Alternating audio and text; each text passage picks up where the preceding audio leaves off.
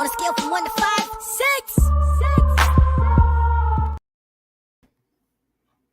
What's up? What it is? What it do, y'all? What's going on? Happy Friday. It's your boy Alan C back for another episode of U Buggin. As I always do before I get started, man. Shout out Herb, shout out John, shout out Tay, shout out my Sideline Talk family. Y'all see on the ticker. Follow your boy.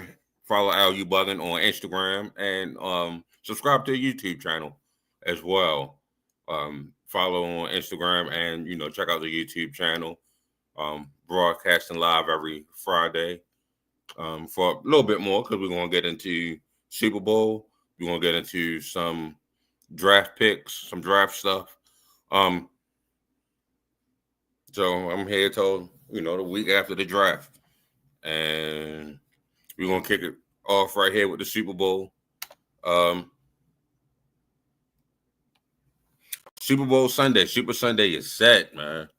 Philadelphia Eagles and the Kansas City Chiefs are set to play in their second Super Bowl in the last 4 years. Number one seeded Kansas City Chiefs from the AFC and the number two seeded Philadelphia Eagles from the NFC. I'm not going to talk too much on the game right now. I'll get my predictions next week. But what I will say for right now is basically how they got there. In case you missed the season or whatever, Kansas City this year was 15-2. After their second Super Bowl in a row, they finished the season 15-2. They were the last undefeated team this year, going 9-0 before losing to Buffalo in Week 11. And they avenged that loss last week in the AFC Championship game. Of course, coached by Andy Reid, quarterback Patrick Mahomes. They just kept winning games that was just really, really close, all year long. And it just kind of shows you slow and steady wins the race so far in the AFC. They basically only lost one game with Pat Mahomes under center, and that was to the Buffalo Bills, which they avenged, like I said, last week in the divisional championship game. Also, the AFC championship game, sorry. What's interesting about that is they haven't scored 30 points all season. All season long, they have not scored 30 points. The one time where they absolutely had to score 30 because their defense gave up 29, they scored 32. So that just goes to show you that when it's time to get it done, they will get it done. So shout out to the Chiefs for having an amazing season. And on the AFC side, NFC side, like I said, you got the Philadelphia Eagles, led by quarterback Jalen Hurts, led by running back, possibly having one of the greatest, definitely having one of the greatest, possibly the greatest rushing season in NFL history, which 14-3. So they were the 2 seed. And they pretty much, they started off the season rocky,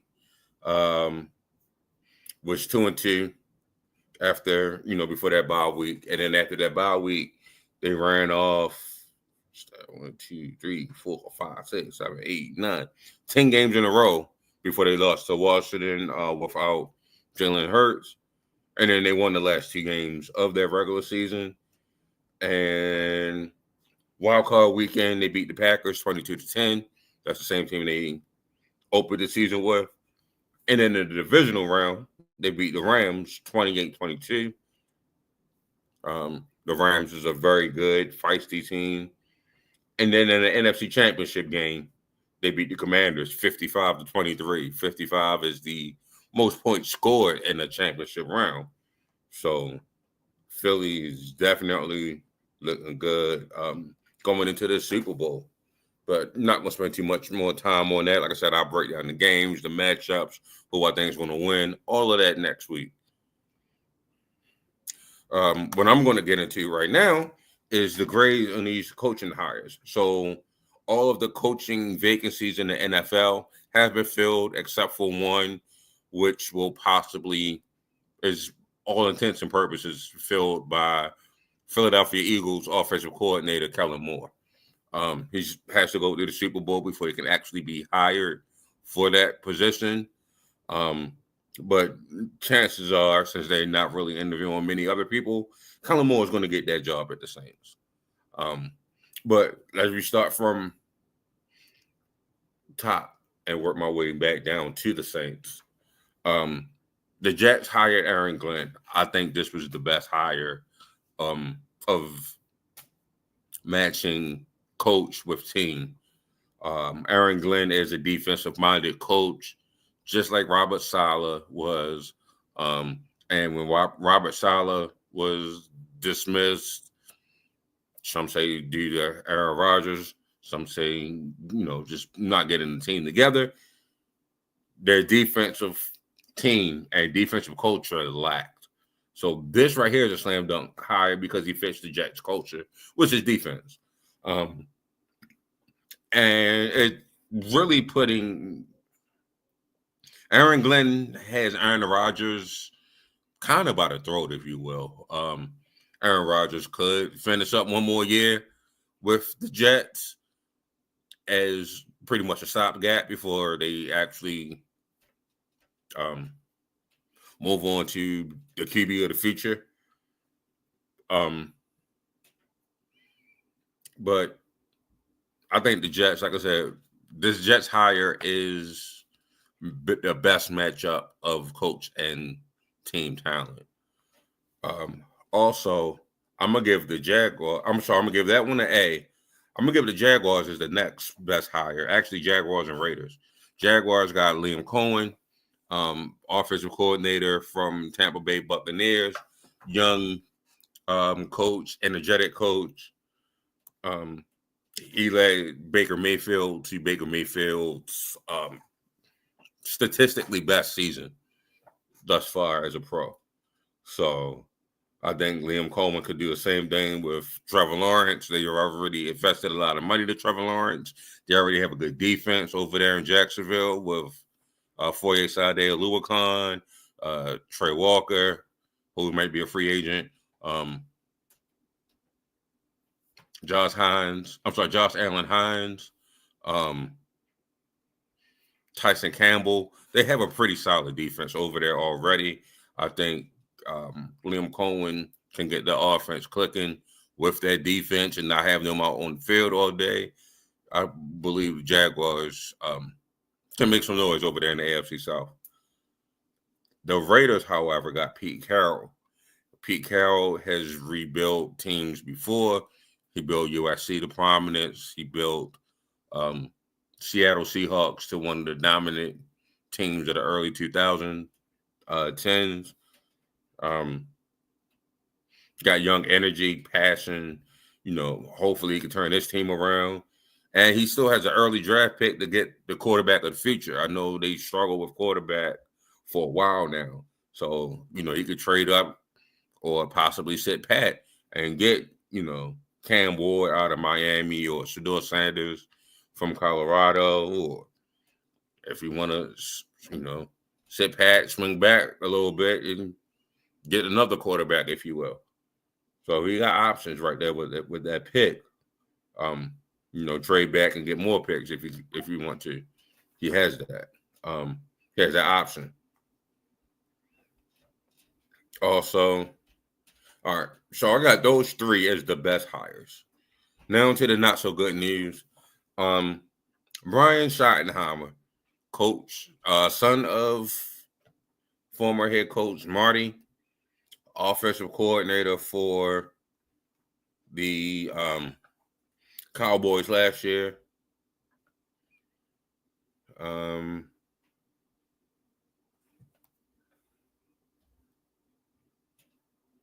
Not too familiar with his work outside of that. He's been the head coach. He's been offensive coordinator for a while. He's been passing game coordinator. It's his first time being a head coach. So he's basically coached offense. Now it's time to coach offense and defense. Let's see how Brian Schottenheimer does with this. Like I said, his father was a former head coach in the NFL, so he definitely has a lifeline there. As I mentioned with the Raiders getting Pete Carroll, Brian Schottenheimer was the offensive coordinator for those late 2010 teams of the Seattle Seahawks. And from 18 to 2020, he was the offensive coordinator. But what I didn't like with the press conference, Jerry Jones didn't really give him a quote unquote vote of confidence, if you will. I don't know if you took a look at the press conference, but he, to paraphrase his words, people say I don't take enough risk. Well, look at this. This hire is the biggest risk you can take. That's not exactly a vote of confidence to your brand new head coach that you just hired. That's just not what I would consider a vote of confidence. So, they got Brian Schottenheimer. Like I said, this feels like a Jerry can't get out of his own way type of move because I don't know what was so wrong with Mike McCarthy. I have no idea. This just seems like a stopgap type of move to get Brian Schottenheimer. And hopefully it works out for him. Who I don't think is going to work out for, like I mentioned, the Saints. They're tentative to get Kellen Moore. So they are the last team to actually hire a coach and go through the process of building the staff. Why I say that, Kellen Moore has never been a head coach in the NFL. So therefore, he doesn't already have that lifeline of, okay, this is the offensive coordinator I want. This is the defensive coordinator I want. They're pretty much getting the bottom of the scraps of assistant coaches that help out Kellen Moore in his initial head coaching job. Not only that, they don't have a QB. They have Derek Carr for however long they need to have Derek Carr. That's not really a contingency fund. Also, they don't have any salary cap. Don't know why that salary cap is so terrible and they have no space. But they have no space to build a team. Building a coaching staff late.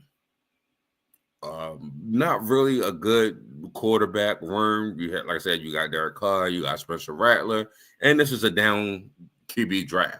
So the two best quarterbacks in the draft will be taken by the time they actually pick. Unless they trade up and waste more draft capital. They need draft capital because they don't have money. So your draft picks are typically cheaper than your free agents. They have to hit on every single draft pick that they have.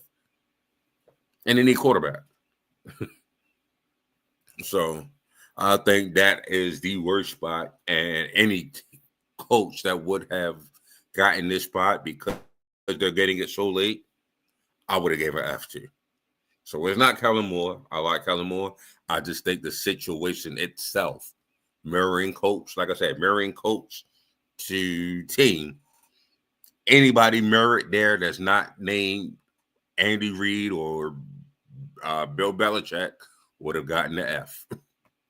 It's just how it goes on that one.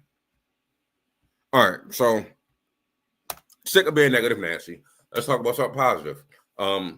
Earlier during the summer, I picked our U Buggin team, or as I call it, RAUB.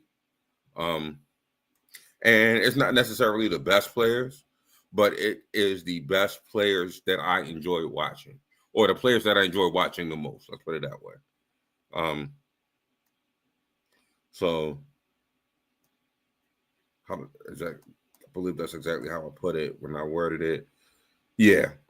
What athletes you enjoy watching? It inspired me to make an all U Buggin team. The players I enjoy watching the most. Not necessarily me saying that these are the best players, just the players I enjoy watching the most and can't wait to see. Or in this case, this is the end of the year that I enjoyed watching the most this year. Let's start with the offense. I have two quarterbacks. Of course, you see the man behind me, man over my shoulder, Lamar Jackson. Potential MV3 season. Um, had his best season passing the ball. This man does nothing but get better every single year. Just waiting to see me. Just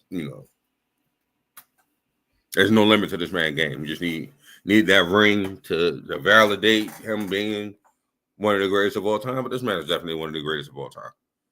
Nothing else really needs to be said. But an amazing season for Lamar Jackson. Not the ending I had in mind. But hopefully they can figure that out next year. And then my second quarterback, I'm going with the rookie, Jayden Daniels. Had the utmost fun watching the Washington Commanders season this year. Had no real intention of actually really watching them this year. But Jayden Daniels, every time he was on TV, was just electrifying, making great throws, making good comebacks. I want to say this man, since he went to a conference championship game, probably had the greatest rookie season, if you will. I know everybody want to say the greatest something, and because it's the last thing that they've seen, but I'm gonna say he had the greatest rookie season. All right, and then I move to the running backs. Saquon Barkley, like I said, a great running season, possibly the greatest rushing season ever. I don't want to put him above Terrell Davis, but if he happens to go off in the Super Bowl, and let's say he runs all up and down the field on Kansas City's defense, and he gets Super Bowl MVP, and it's for more yards than what Terrell Davis did in the Super Bowl of 1998, I believe it was his 2000 season, and because he's had more yards in the regular season, he's had more 60-yard runs than anybody in a playoff run. If he has more yards in the Super Bowl, or let's just say he sets the record for rushing yards in the Super Bowl, it's not that far out of the realm of possibility because that offensive line is so great. This will probably go down as the greatest rushing season of all time, bar none. You'll say he got one more game to do, potential record to do, potential MVP to get, potential Super Bowl champion to get. If he does all of that, I will go ahead and go on a limb and say it's the greatest rushing season I've ever seen. But right now, he's behind Terrell Davis for me because Terrell Davis did the 2000, did the Super Bowl MVP. But besides Saquon, you had Derrick Henry, who also had damn near 2,000 yards rushing. Also had 16 touchdowns, something like that. A streak of like 10 games with a touchdown. Derrick Henry was only surpassed by Saquon Barkley this year. And if Saquon Barkley didn't have such a great season, we would have been talking about Derrick Henry like that until they actually lost in the playoffs. All right. So when we go to the wide receivers, I have three wide receivers. But I'm going to pick the three wide receivers that I enjoy watching the most. Not necessarily my favorites. Jamar Chase was one. Lord, I hated playing against that man twice a year. Or twice this year because he went off. Triple Crown winner. Hats off to Jamar Chase. Secondly, Justin Jefferson. That man, him and Jamar was in the running for best wide receiver in the league. And I still think Justin got better routes, but that's just me and being a Bengal hater. But you got Jamar Chase, Justin Jefferson, and I'm gonna put Justin Jefferson's running mate, Jordan Addison. I think he exploded his second year as a wide receiver in this league. So I think Jordan Addison, I'm gonna put them as my three wide receivers on this team. For my tight ends, I got Brock Bowers, and I'm gonna go with Trey McBride over in Arizona. Really, both of them went crazy from the tight end spot this year. So my offensive line, I'm gonna go with the tackles, Panay Sewell and Deion Dawkins. Interior, I got Landon Dickerson, Tyler Linderbaum at center, and Joe Tierney. I think those were the best 5 linemen this year. I'm gonna go ahead and put them there. All right, then defense. 3 defensive linemen interior: Dexter Lawrence, Chris Jones, and Jalen Carter. I think all 3 of them had great years. On the edge, I got Myles Garrett, Max Crosby, and Aiden Hutchinson started off on this list. He started off the season on this list. And speedy recovery to him. I'm going to put Jared Verse, who I believe is Defensive Rookie of the Year. I'm going to put him as the 3rd edge rusher on this team. For my linebackers, I'm going Roquan Smith, Fred Warner, and Zaire Franklin. That's the 3 best linebackers, or 3 U Buggin team linebackers. 3 corners, I'm going PS2, so Pat Surtain, Marlon Humphrey, and Derek Stingley. I think all 3 of them had amazing years. Great with turnovers. Y'all know that word. Y'all know that resume. And 3 safeties: Kyle Hamilton, Jesse Bates, Xavier McKinney. Those are my 3 safeties on this team.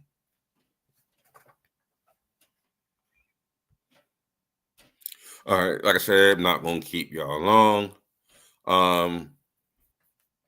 Just want to talk about real quick which players I've been scouting and who you need to take a look at.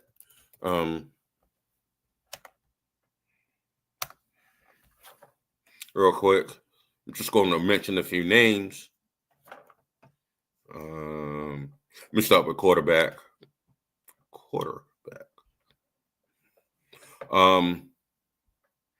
Like I said, Cam Ward, Shedeur Sanders, top 2 quarterbacks in the draft. But besides those players, I like Jackson Dart out of Ole Miss. Look for him in the later rounds. He's not going to be a day 1. I'm say he's day 2, possibly day 3. But Jackson Dart out of Ole Miss, 6'2", 225 pounds. Strong in the pocket, great pass accuracy.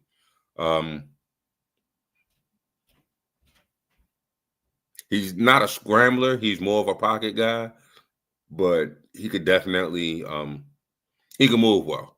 So I got Jackson. I like Jackson Dart. Look at him. This guy when I haven't heard too many people mention his name. At wide receivers, y'all know. T-Mac, Luther Burton are the top 2 guys. But Emeka Egbuka out of Ohio State, this is nice. Isaiah Bond out of Texas is nice. Defensive lineman, look at Derek Harmon out of Oregon as defensive tackle. And also, I like Talik Williams out of Ohio State as a defensive tackle. On the edge, Michael Williams out of Georgia, it's a physical edge player. Would definitely love on the Ravens. And Mike Green, I would definitely love on the Ravens. Those 2 players, either one of those 2, I'm rocking with. Also like Landon Jackson out of Arkansas. All right. But I'm gonna end y'all on this one. I haven't had in my bugging segment in a while. Am I bugging on Jalen Hurts? Here's the question, y'all. Here's the question. When it comes to Jalen Hurts, a lot of people want to say, oh, he don't have the gaudy numbers. He don't do this. I find it very disingenuous when people say his best trait is winning. I find that so disingenuous because the team wins. Winning is not necessarily a trait. You can put up great numbers and lose. You can be carried and win the game still. Nick Foles won the Super Bowl, the only Super Bowl that Philadelphia has. Are we going to say he's great at winning? No. I think saying that someone is great at winning is like saying someone is clutch. The only way you can say that you're clutch is if you have a good team around you that's keeping the game close. Remember Isaiah Thomas that played for the Boston Celtics? Not the Pistons legend Isaiah Thomas, but the Isaiah Thomas that played for the Celtics. He was considered clutch. He didn't have the size. He didn't have the, elite attributes. He wasn't a defender. They said his best attribute was he was clutch. Now, that may be true. But was that his best attribute when he was at Sacramento? Was that his best attribute when he was a Piston? I believe he was a Piston. No, he was a Sun. Was that his best attribute when he was a Sun? No, because those games weren't close enough for him to use clutch. So let's just take that to Jalen Hurts. Will we say that Jalen Hurts' best quality would be winning if he played for Arizona? If he played for the Browns, would they be his best quality? I find it very disingenuous to act like Jalen Hurts' best quality is because his team is great around him. If you want to say he's a great quarterback, then cool. You say he's great leadership. He has great. He's mobile. He's has a good arm. He's accurate. These are great traits that even if he was on the Cleveland Browns, he could still be a leader. He could still be mobile. He could still be accurate. Not quite sure that he would be the best winner if he was on the Cleveland Browns. That's why I found saying that very disingenuous. It's not real. It's you're good because your team around you is good. If that's what you want to say, then are you really giving him any type of credit for winning? That's my show for this evening, y'all. I am out of here for this evening. But like I said, follow me on Instagram, follow me on YouTube, wherever you get your podcast from. I'm there. Listen up. Be blessed. Be productive. Be more. Love you. I'm out.